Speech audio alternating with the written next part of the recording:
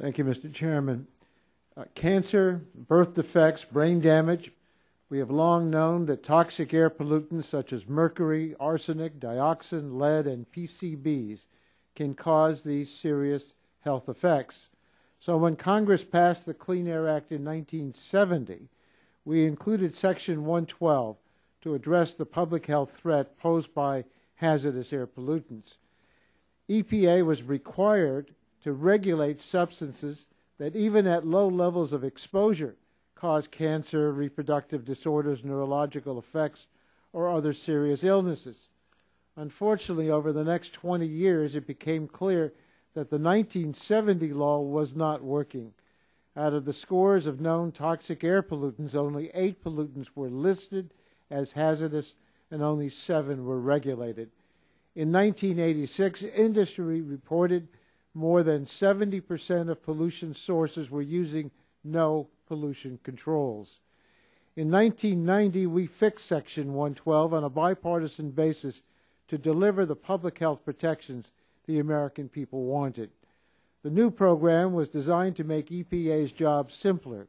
Instead of requiring laborious pollutant-by-pollutant risk assessments, Congress listed 187 toxic air pollutants and directed EPA to set standards for categories of sources.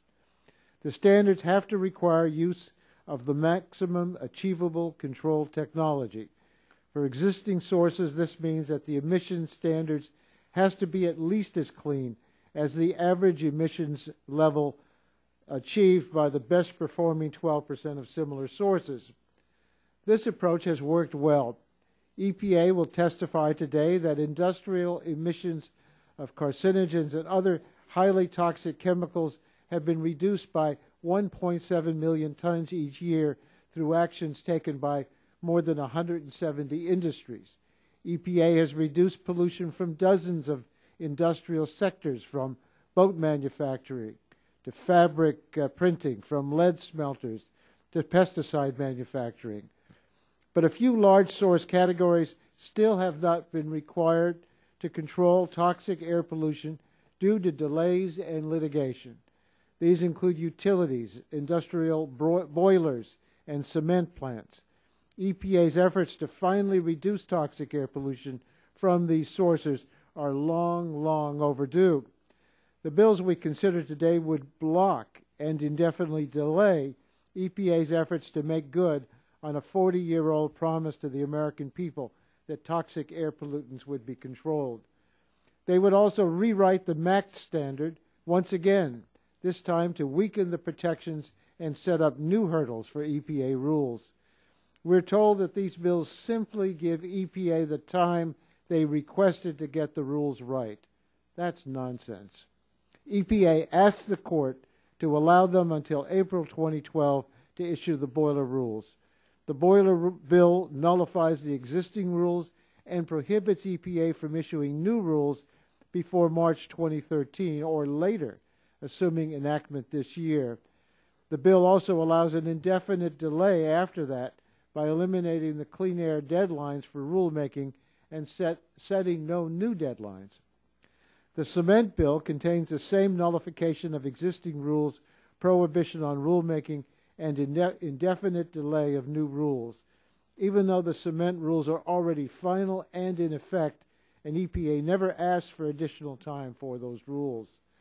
On top of these delays, the bills would delay air quality improvements for at least 5 years after any rules were issued, and potentially far longer. In fact, there's no limit on the bill for how long sources may have to comply. That means that infants and children in our communities will continue to be exposed to mercury and carcinogens from these facilities until 2018 or later. And we're told these bills provide direction and support for EPA to add flexibility and make the rules achievable. In fact, the language is ambiguous, and an argument could be made that Section 5 of the bills overrides the existing criteria for setting air toxic standards. If so, those changes are dramatic. Instead of setting numeric emissions limits, EPA could be required to set only work practice standards. And EPA might be prohibited from setting a standard if it couldn't be met by every existing source, even if all of the better performing similar sources were meeting it. At a minimum, these changes guarantee substantial additional uncertainty and litigation, which benefits only the lawyers. 40 years ago, Congress determined we must control toxic air pollution to protect Americans from cancer, neurological effects, and birth defects. Today, as EPA is working to finally implement that directive for some of the largest uncontrolled sources of mercury and other toxic air pollution. These bills would stop those efforts, allowing Americans to continue to breathe toxics for years or decades. That would be shameful. I hear my Republican colleagues say, jobs, jobs, jobs. Let me repeat, birth defects, cancer, neurological diseases, unborn babies that will be killed from mercury, newly born babies that will be poisoned by these toxic air pollutants.